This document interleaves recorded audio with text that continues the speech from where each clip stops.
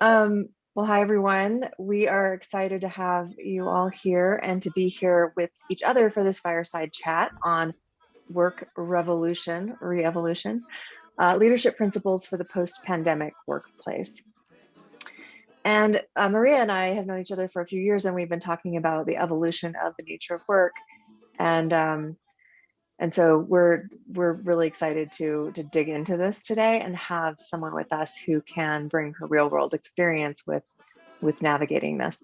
So you'll meet her soon. And how this is going to work today is we're going to have a Q&A about 45 minutes in, and we'll answer as many questions as we can get to. So as you're listening, be thinking about how this applies to you, what questions you have, what resonates with you, that kind of thing. And feel free to pop those in the chat when we invite you to do that. So we'll be getting started here in just a minute. I'm fluffing a little to give people time to arrive. But meanwhile, why we think this is important to have this conversation right now, Maria and I both think that leadership is needed at all levels right now, especially always, but especially right now during this time of change. And COVID's really given us pause.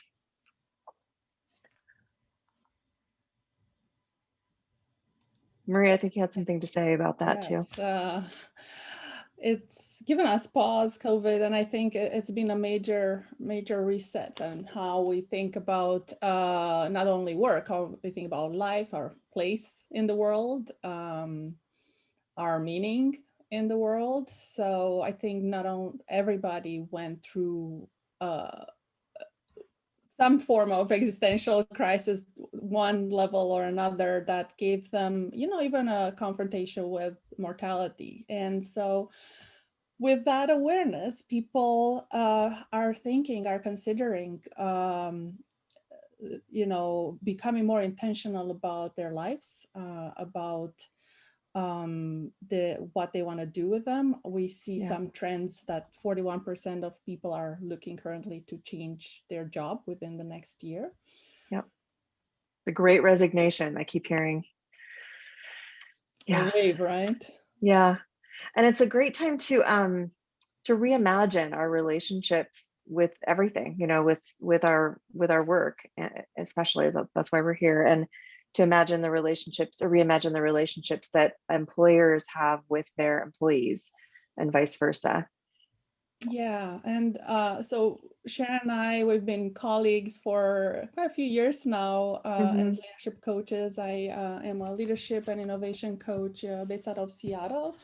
And I partner with my clients, leaders, to spark innovation that cuts through complexity. We face a lot of complexity in this world, and I help them up-level their capacity to innovate.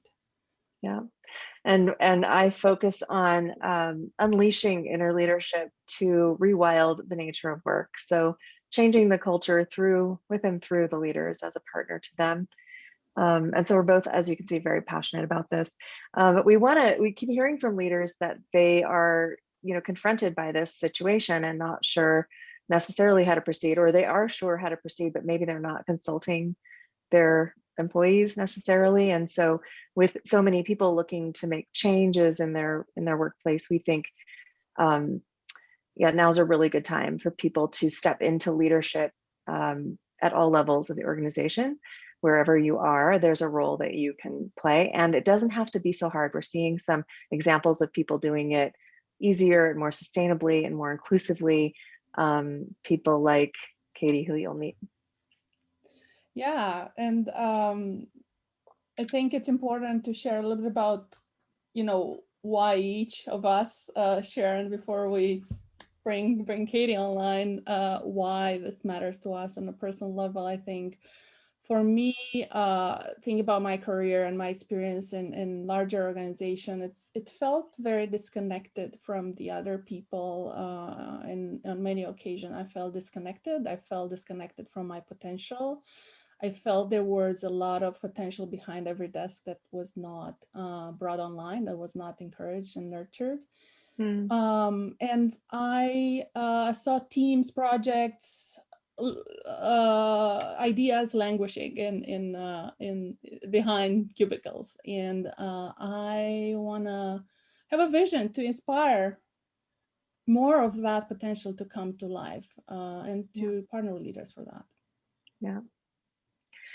Well, I think my why will probably leak through in various places throughout here. But I'll say briefly that I spent quite a few years in corporate HR, at hiring, onboarding, employee engagement, employee life cycle. Right? If you think about the employee life cycle, there's a beginning, a middle, and an end to the arc, and it started to feel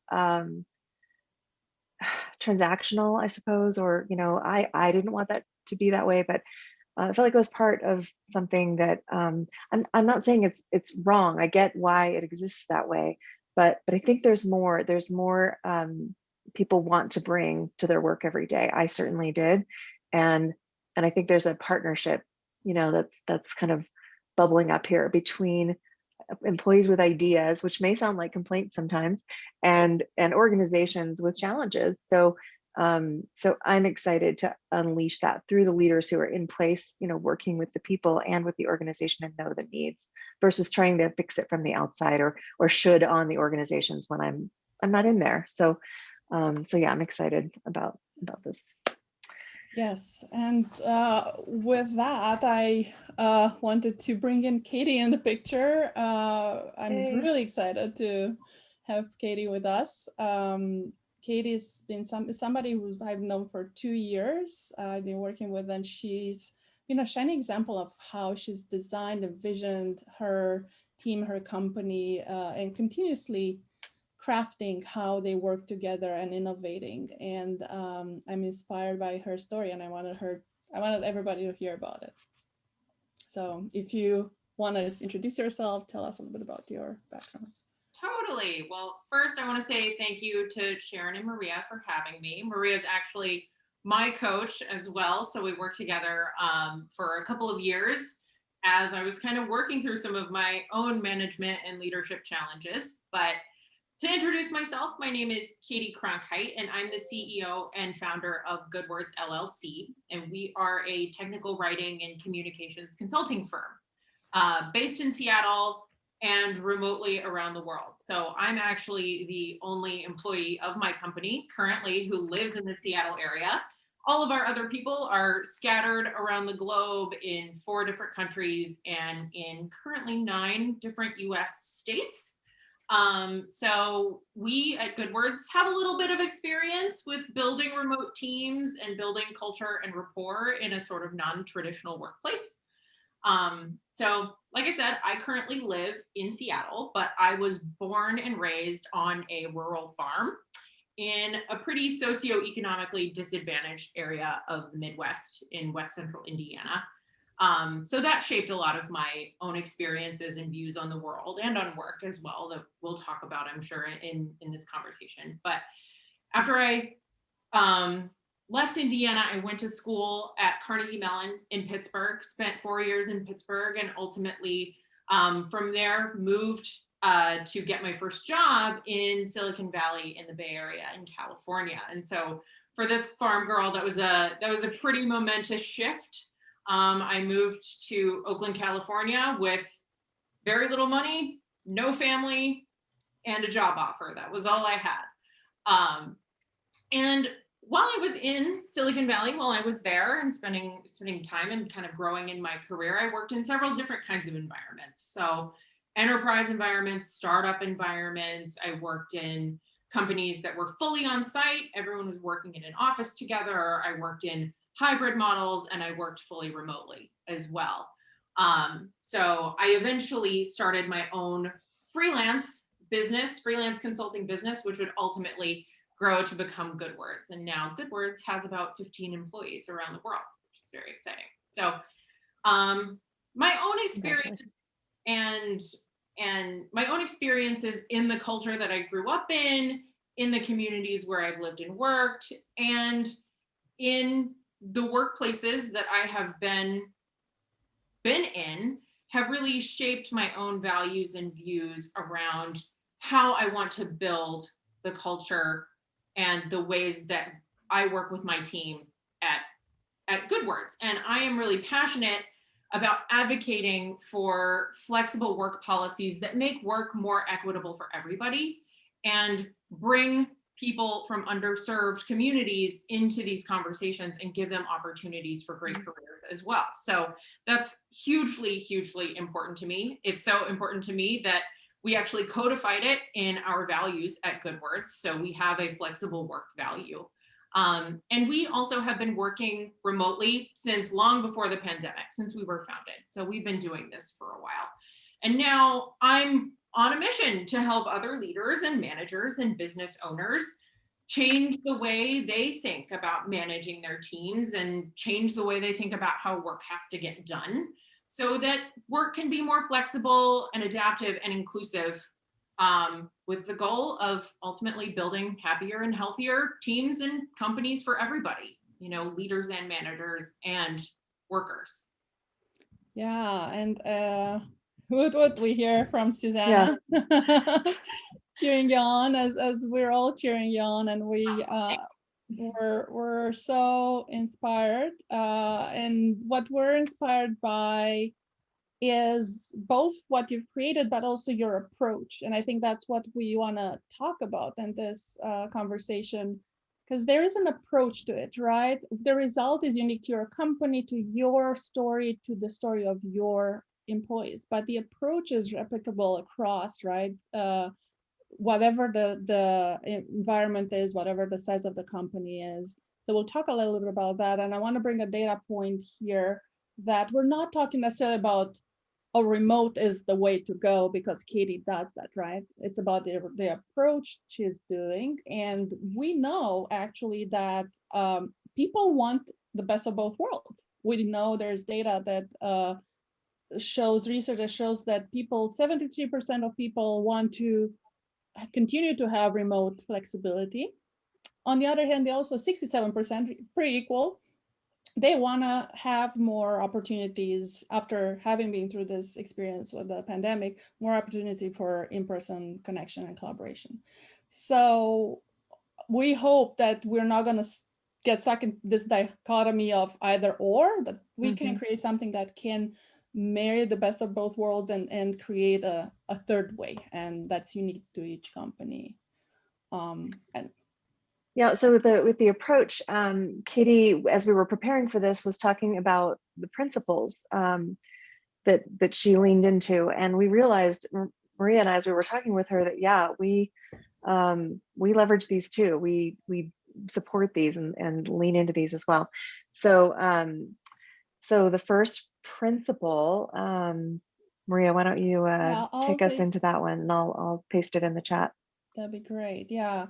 The first leadership principle is intentionality. And when we talk about intentionality, I believe we think about starting with the end in mind and building towards that goal, and knowing what the direction is can't come only from the leader. It has to come from the whole team.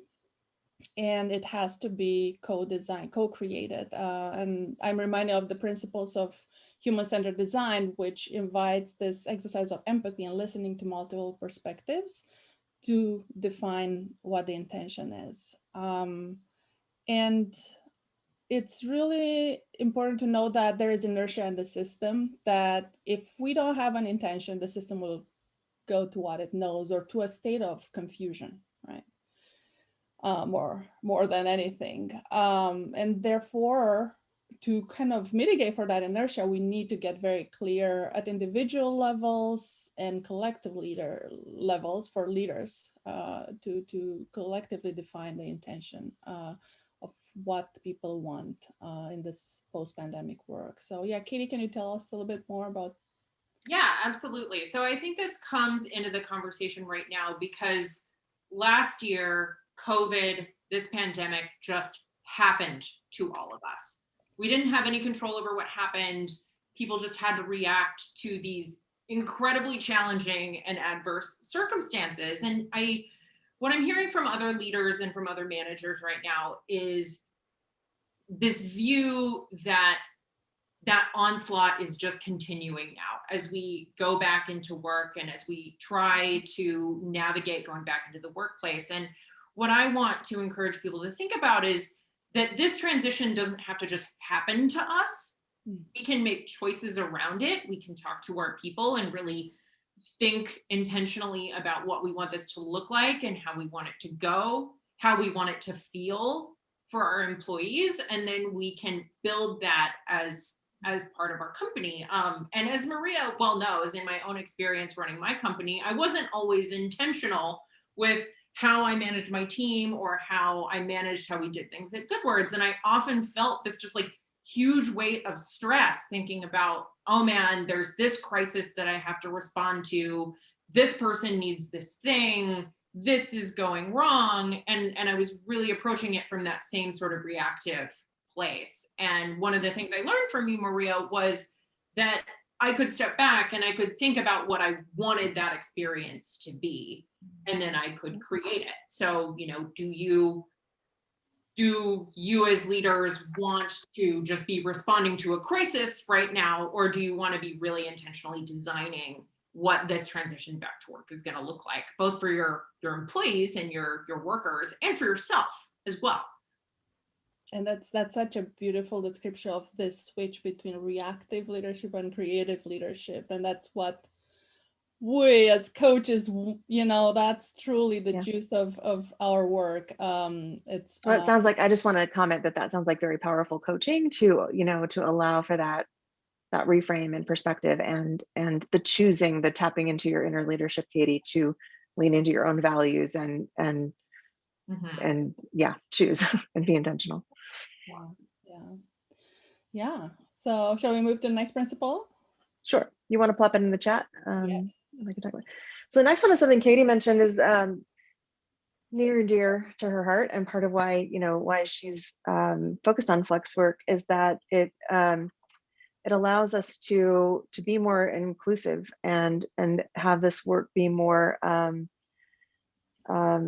equitable and accessible and available to people no matter where they are and what their circumstances are.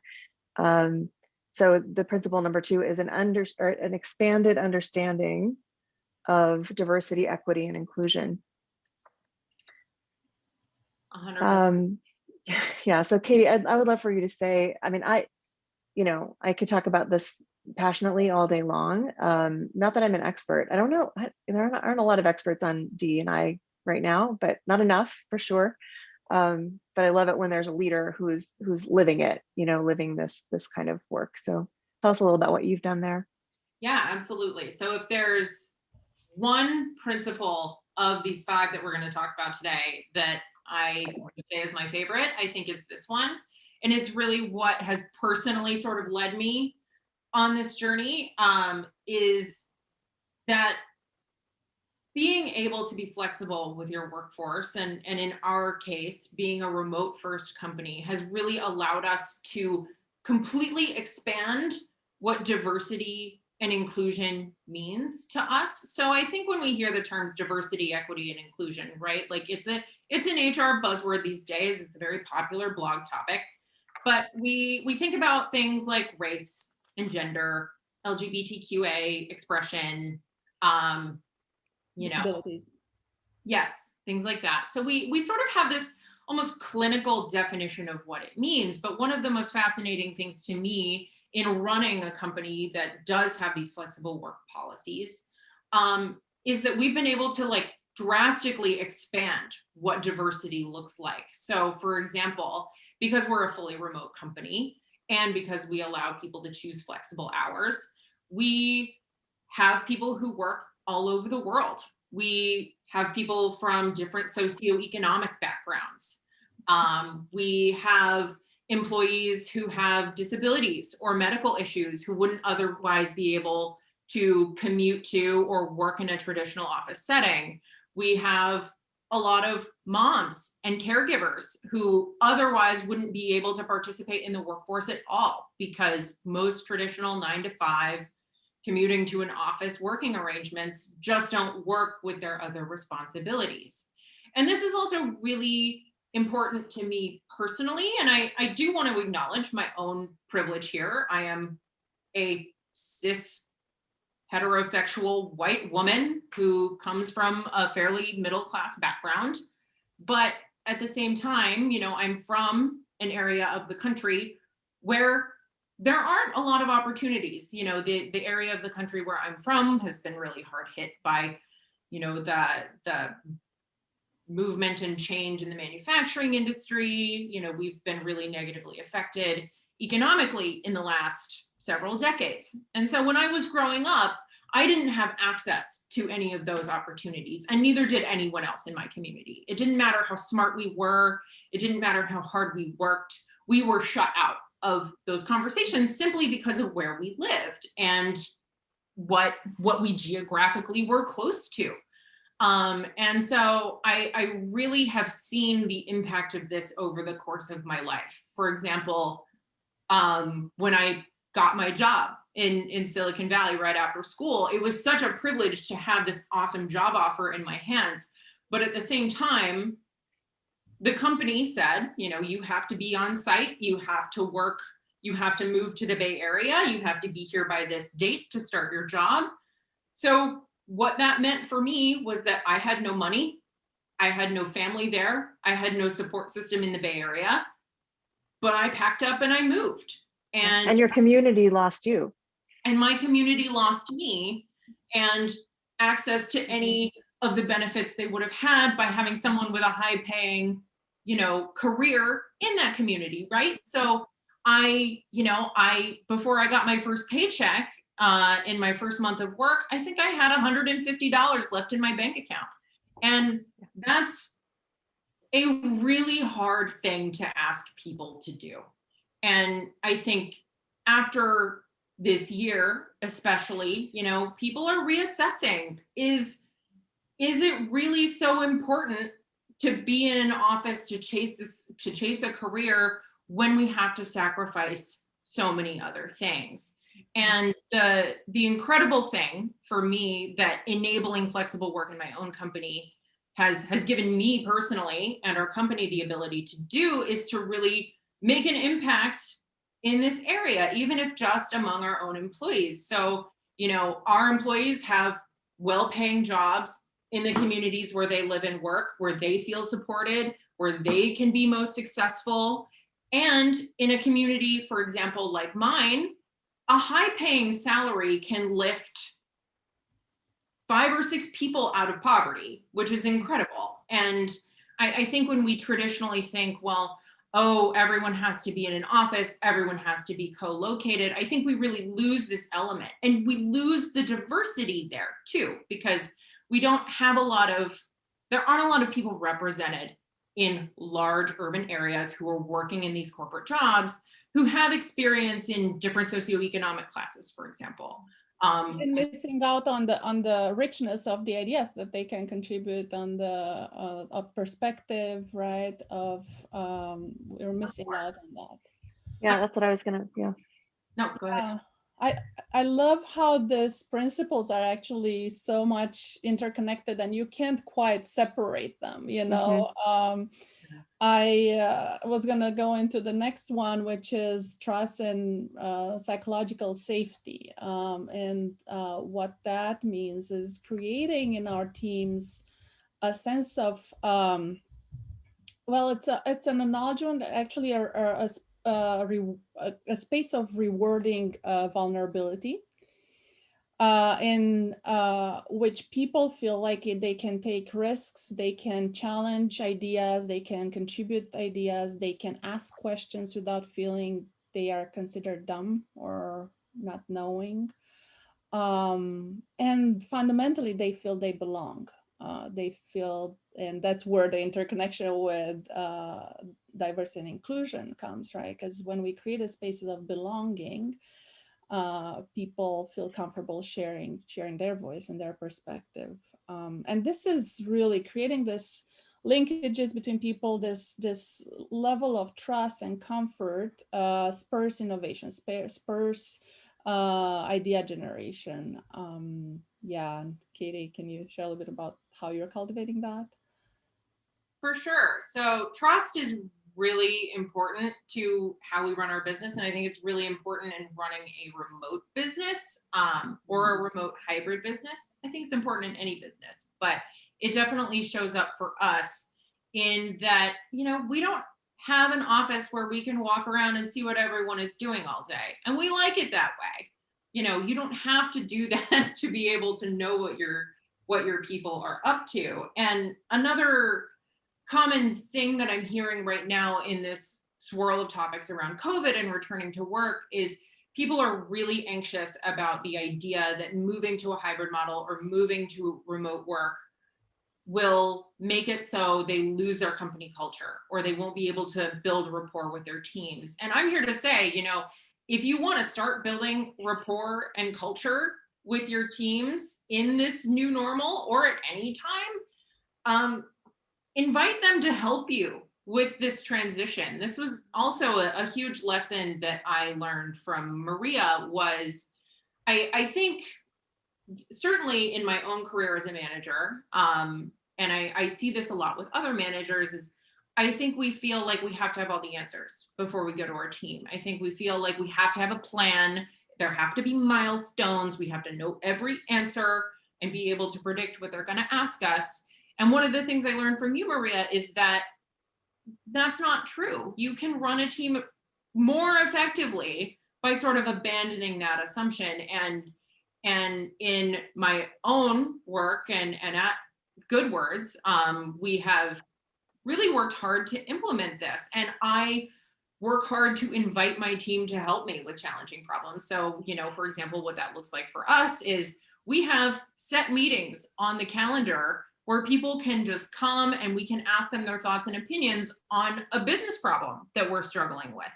And that doesn't mean that we're going to take everyone's ideas and implement them the next day, but it's a really good way to sort of invite people into the conversation and hear what they need and help them feel heard and listened to, while also getting some help, because it's hard. This transition is going to be really hard.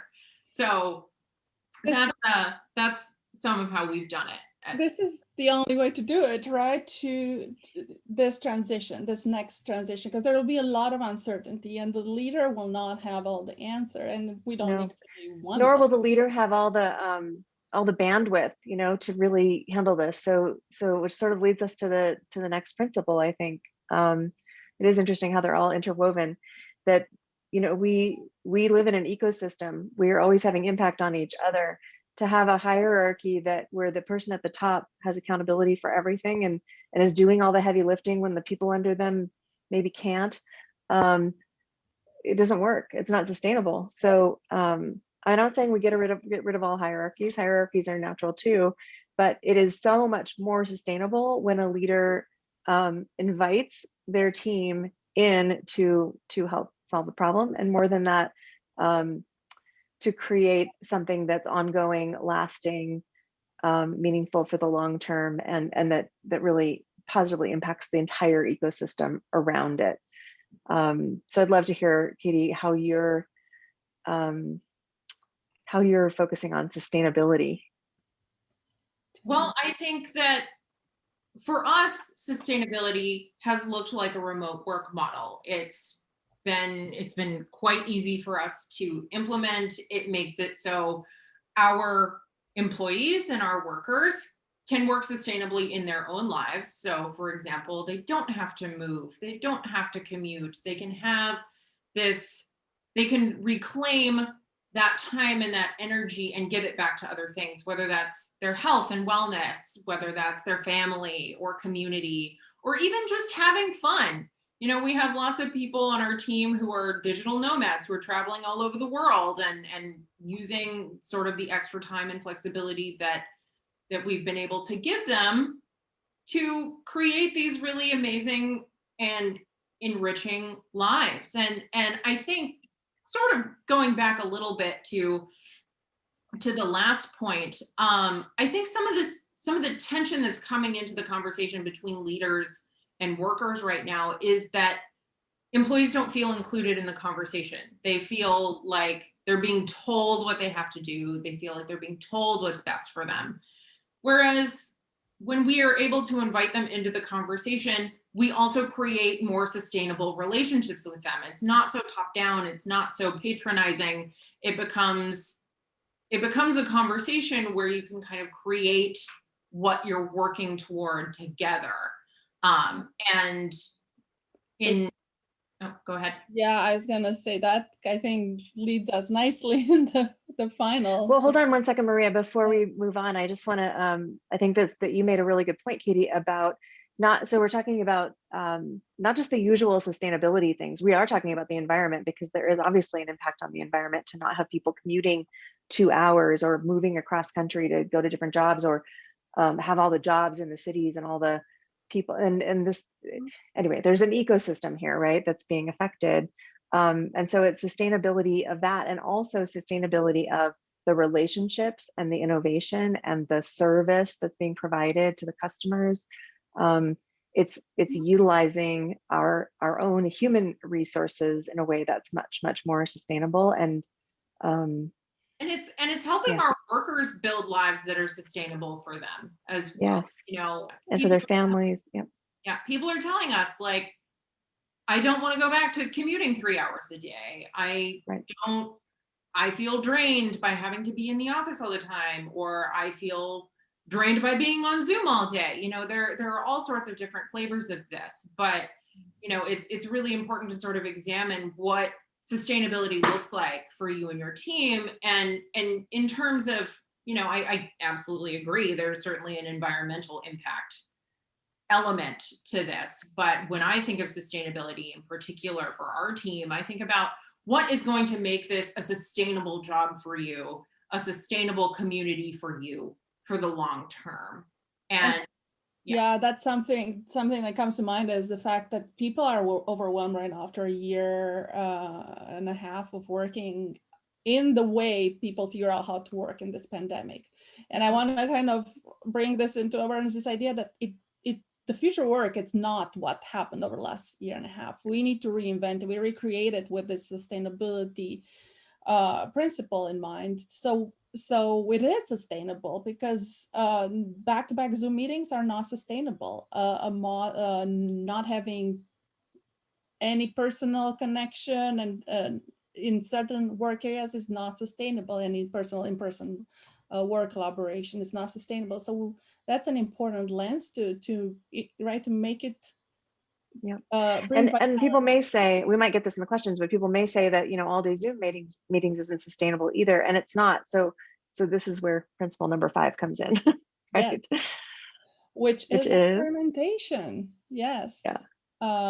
So experimentation, that's the probably one principle that sums up and leverages all the other principles, is looking at the situation, maybe taking a blank slate approach, getting clarity on what people want, listening to people on the team. We see articles saying 56% of employers have not asked their teams or their employees what they want. So experimentation means listening to people and starting to create experiments with this capacity for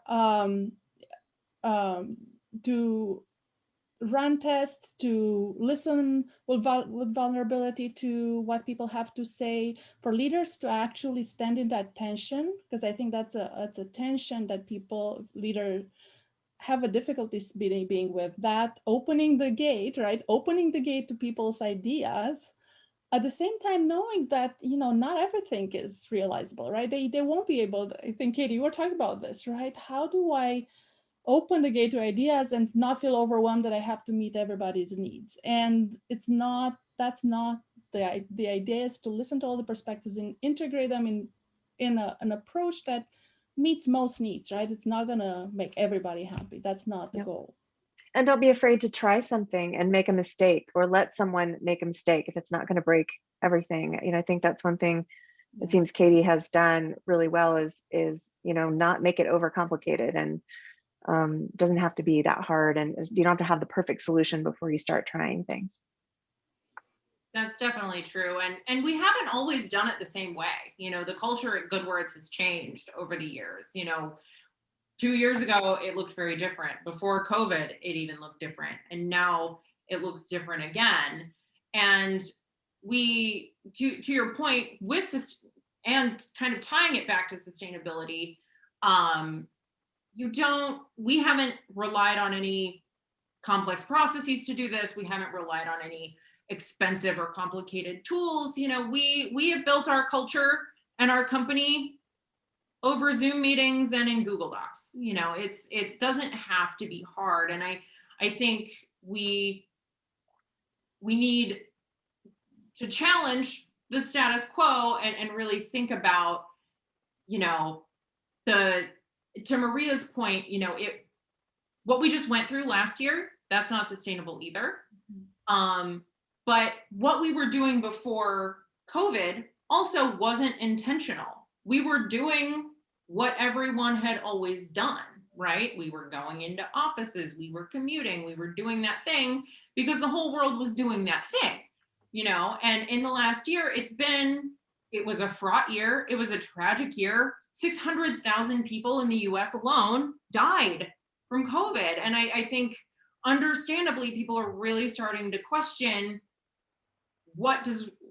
how does work fit into my life when people are realizing how much more important some other things are. And your workers are challenging the status quo. So it's time for managers and leaders to do the same and really think about, what do we need to do going into this new way of working and this new way of being. And we don't have to get it right all at once, I think is also important. So with this idea of experimentation, you can try something, you can ask your team to humor you and see if it works. And if it doesn't, get some feedback, figure out what didn't work about it, try something else. It's okay. We've just all lived through this unprecedented year. I think we can all take a little grace, take a little time to figure out what the next steps are and what that looks like. Yeah.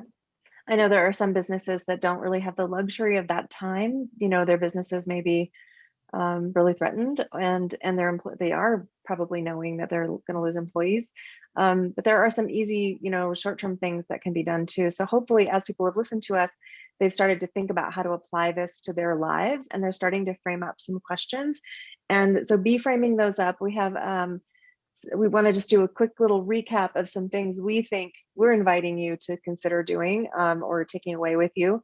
And then we have some offers that each of us would like to offer to support. You heard Caity declare her mission.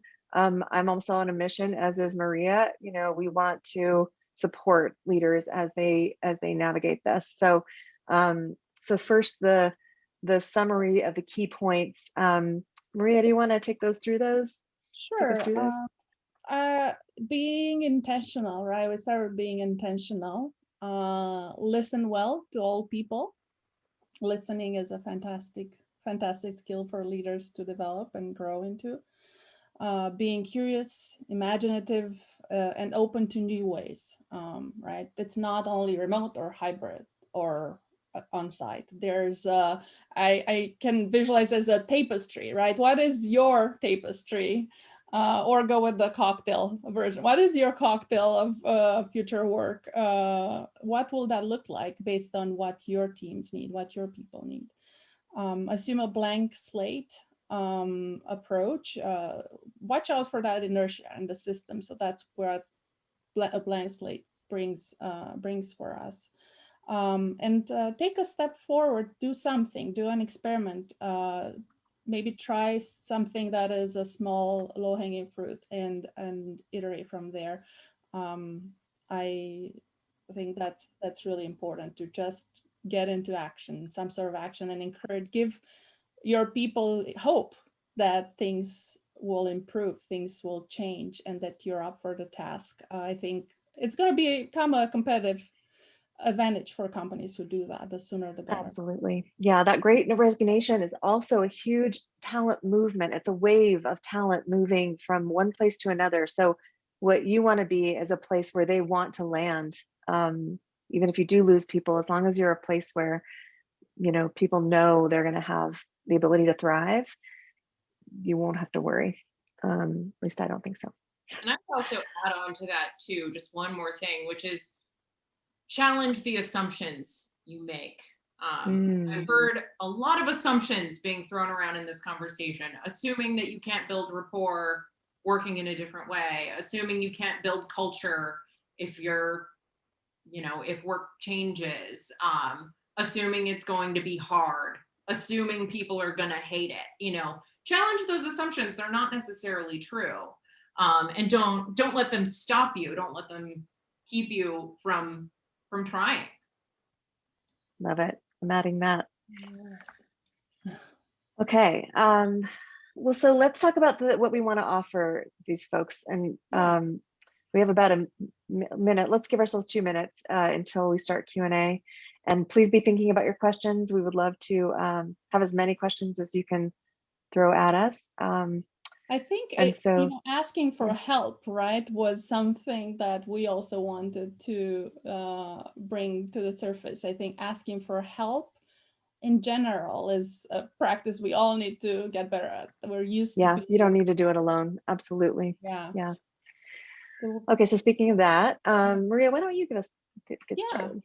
Yeah, so we each had our way of offering help. My vision is to use the framework of design thinking for this approach. And what I'm offering as a coach is a strategy session with leaders who are getting ready to reinvent work, to strategize their approach, and how can they as leaders step up to bring their team together in a meaningful way. Would you like me to paste this into the chat for folks with the link? Great, if you have it. Yeah. Yep, I think I have it here. Is that the right one? Okay, and Sharon? Yeah, so I would like to offer that, because I believe that there's so many leaders and expanding leaders and would-be leaders who are sitting right in the perfect spot to influence this, to do the listening, to invite people into the room maybe that they haven't had access to before, to challenge someone, promote someone, activate someone, confront something, name the elephant in the room. There's so many people who are in those positions right now, and I believe that's where the biggest power is. So so I want to offer actually, do you have access to it, my link? Or yeah. Okay, a 45-minute rewilding work consultation. So it'll be part pick my brain, part explore your situation, and what you've already done and what you know and what you believe in and all of that. And then I'll make a recommendation, and it might be point you towards something that might be useful information for you. It might be a practice to deepen your commitment to what it is you already know is needed, or a challenge to go out and do something, and then use me as accountability for that. And maybe we can do a little sample coaching if there's a topic that comes up that lends itself to that. And this is free. I'm offering this free. I have a limited number of them. So I'm going to say for the first, because there will be people who are watching this afterward, I'm going to say for the first 10 people who snag this. Okay, I'll put a cap on that too. Okay. 10. 10 it is. Caity, yeah.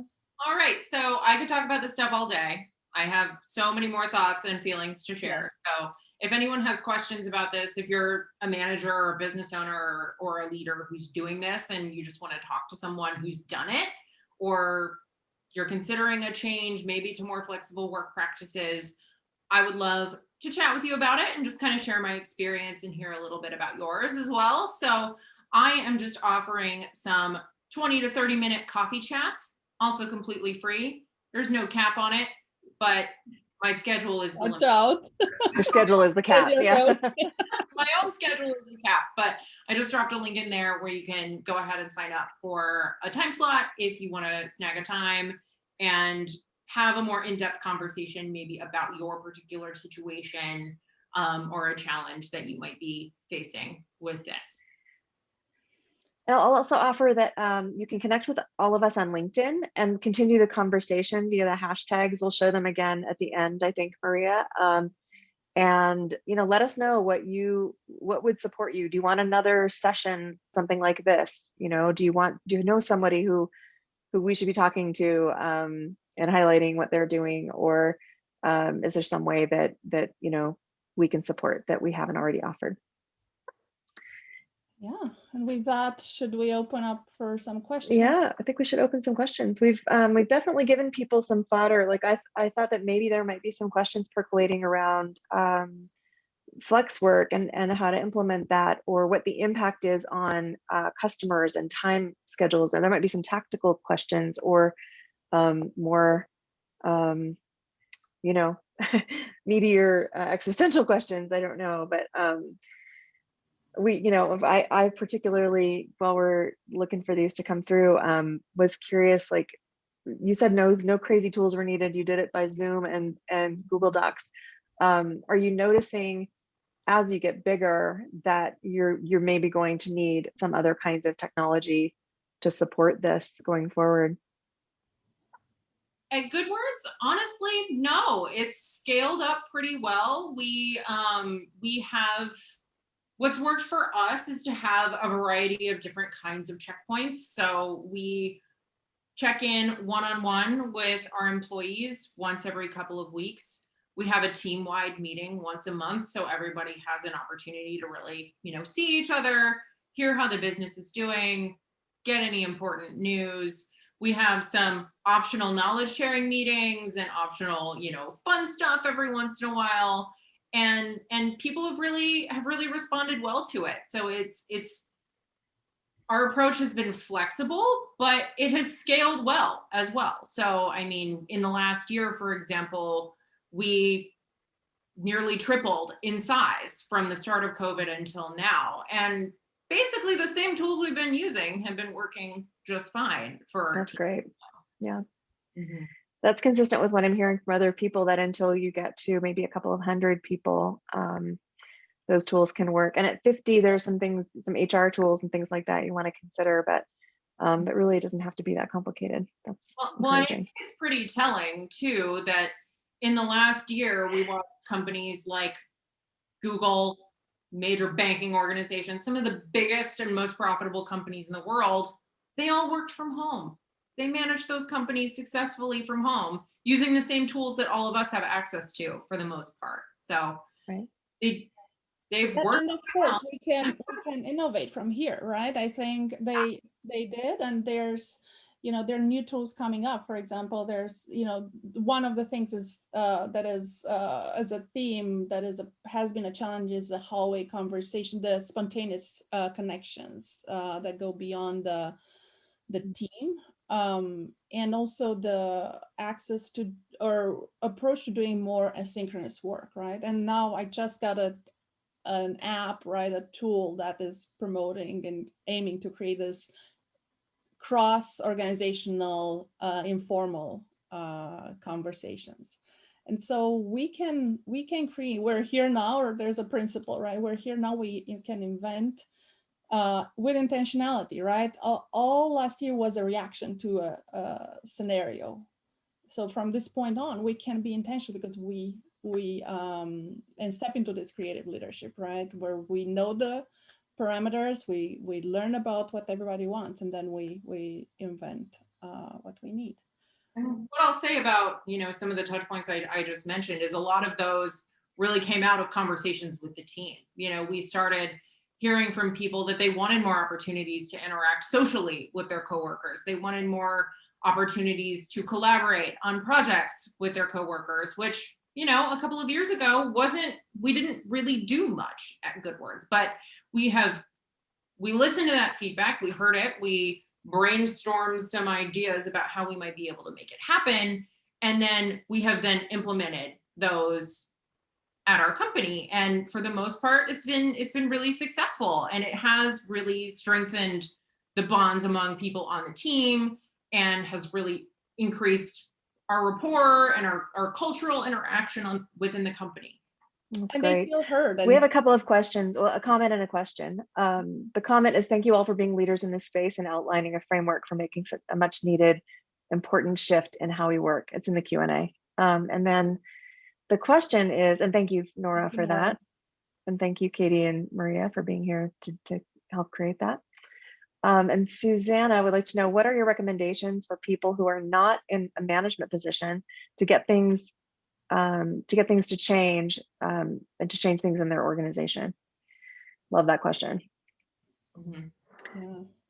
I mean, I have some thoughts right away. Thoughts as well. Caity, Yeah, go, I think you we all click do. the button, go for it. And Yeah, I mean, I think it does depend a little bit on the level of trust and reciprocity that you have with the leaders on your team. But I think sharing your feedback openly with your manager or with the greater team, or with the people that you're surrounded by at work, is one of the most important things. As managers, we can't read people's minds, and what I'm seeing in this environment is managers and leaders are making a whole lot of assumptions about what people want when we don't know really. So I would encourage everyone to share as much as you feel comfortable with those people, and really tell them honestly about your experience and what you're struggling with and what you'd like to see change. I think that's where it can start. And I think people hesitate because they worry that they're going to come across as complaining, which can seem a little undermining in some way, or not on board, or not a team player. But there is a way to do it that is, here's what I'm noticing, here's how that's impacting me, here's what would work better for me. Is that possible? Could we talk about how I could help with making that happen? It's more of a collaborative thing versus a I don't like this, fix it for me. That's a very different, that's putting you back in the kind of the victim box, waiting for them to take care of you instead of being a partner in the process.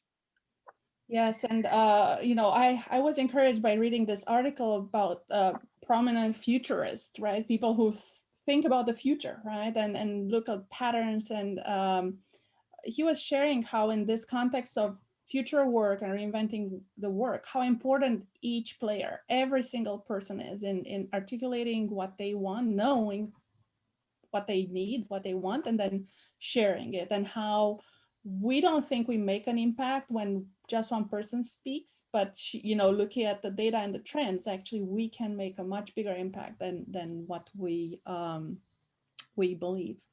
And so I think sharing, and also in as a non-manager, sharing and asking questions from colleagues, and getting a sense of where everybody is, and getting the thinking going around that is really important.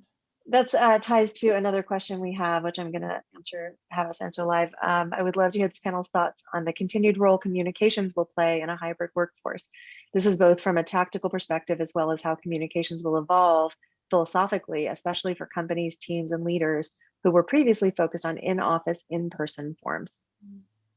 Important question, and a big question, really big.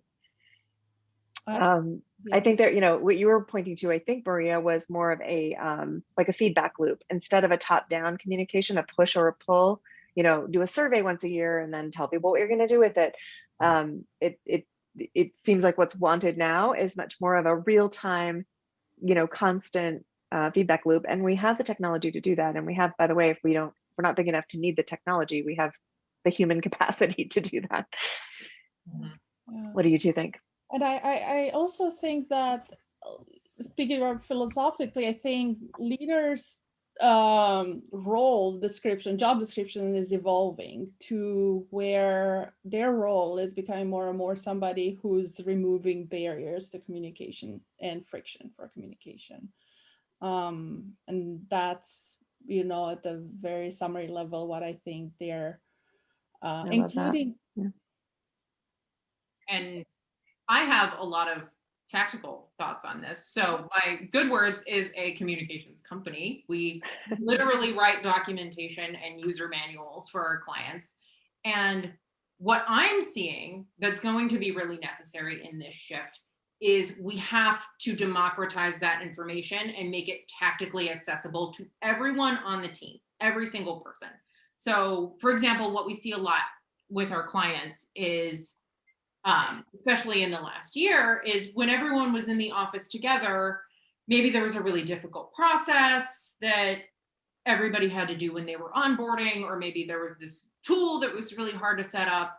And people could just ask their buddy, who sat right next to them, hey, how did you do this when you had to do this process? And you can't do that anymore.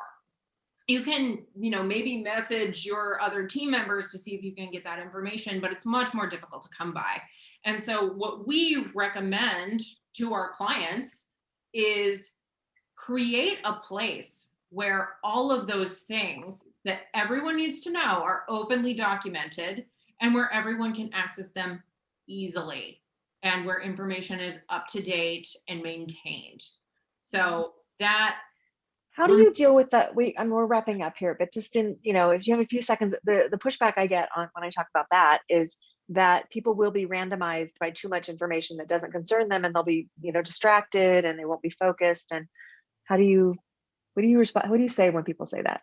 I think being really judicious about your communications, both, in person, the number of meetings you have, being judicious about what you write down in the wiki, being judicious about where you store things and how you organize them is really meaning the things they need to know, and that are important to say, but you're not withholding anything or spewing everything.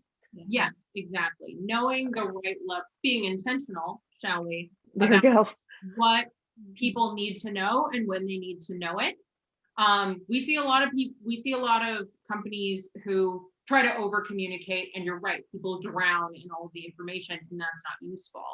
And we see a lot of companies who have no communications and everyone is lost. There is a sweet spot in the middle.